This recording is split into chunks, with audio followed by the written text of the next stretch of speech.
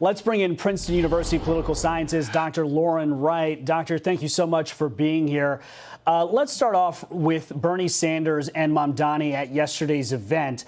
Sanders saying, quote, "We've got another fight on our hands, which is the future of the Democratic Party." The senator attacking Democratic leadership for not endorsing Mamdani. This is a big deal. There seems to be a void in Democratic leadership, and it appears progressives are in the lead here in filling that void.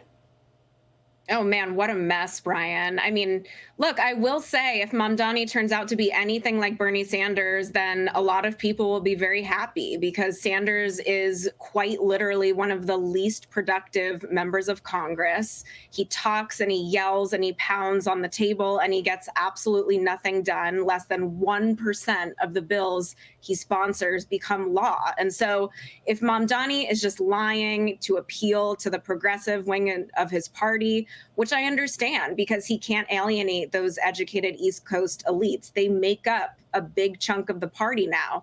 They've lost all the working class. Then, okay. But, you know, if he actually intends to go into this very serious executive position and do the things he says he's going to do, a lot of people are going to get really hurt and it's going to be really terrible. You know, our colleague Charlie Gasparino wrote a column for the New York Post, and it says this: take the nuclear option. Let Mamdani win the mayoral race so New York City can start over from scratch. Quote, let Mamdani win and prove to New Yorkers and Americans once and for all that there's a reason communism failed in the Soviet Union and that the apparatchiks in China have embraced the free market to survive. What do you make of that idea? This idea that Mamdani is inevitable. So at this point, let it happen. Look, you know, I happen to be a lifelong Republican. I have plenty of, you know, Republican friends who are cheering this and they say, great, there couldn't be anything better for the conservative movement. But you know, a big part of me does actually really care about the people of New York. I live there. My mom is from there. I have a lot of family there.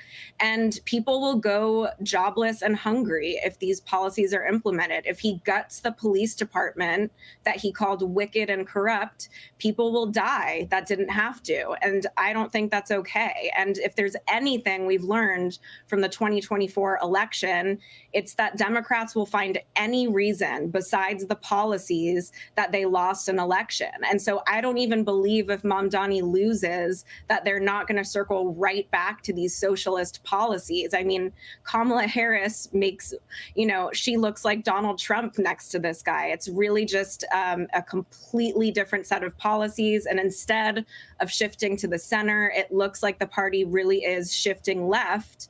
And I don't think they're going to learn the lesson, Brian. So I disagree. You know, based on the polling, it appears the general consensus here is that these candidates need to drop out. And by these candidates, I mean the Republican nominee Curtis Lewa and Mayor Eric Adams, who both of them are polling way behind Andrew Cuomo, the former governor, and Mamdani, who is leading. The president thinks that as well. What do you make of his involvement in this race? It seems to me that it's a bit of a win-win for him in that he can either save New York or attempt to show that he's saving New York from what he says is communism, or even if he doesn't save it, if Mamdani wins, it gives him the avenue for him to then maybe send in National Guard troops and exert more pressure on the city that he loves. He is a New Yorker. Well, if he sends in the National Guard, that would mean there's an even more dire situation than there is right now in the city. And the truth of the matter is, aside from that very specific move that you just mentioned, Brian, he doesn't have a ton of authority here. He doesn't have a ton of power over what goes on in New York. And that's really why it is so sad, is because the people who will suffer from these policies aren't mobile. They have to stay there, make the best of it, make ends meet, stretch the dollar even more. And the people who can afford to leave and escape will. And that's on top of the almost 500,000 people who have already left the city since COVID. So this is a really bad situation, and I totally understand the political benefits. I can see how it's helpful for the president. But again, I really think if Mamdani is serious about these ideas, it's going to be horrific. And lastly and quickly here, you know, Mamdani is promising a rent freeze, which he can't just unilaterally get. He's promising to raise taxes, which he can't do without the approval of New York Governor Kathy Hochul, who is very reluctant and says she's not doing it at all. The basis of these promises that he's making, he can't just do, right? Yeah. Yeah, but he will have a city council that'll probably implement whatever they can allow him to. But you're right, Kathy Hochul is a little bit more of a middle-of-the-road politician. She did deploy the National Guard, for instance, in the subway and got a ton of pushback from her party. Then more moderate members said this is exactly what we need. So she does seem to have a better finger on the pulse of national politics. And so I would expect if anyone would push back, it might be her. There are 12 members of the Democratic Congressional Caucus here of New York that represents New York City, and only 4 have come out and have endorsed Mamdani. So all eyes are on Democratic leadership, and yes, in fact, very telling.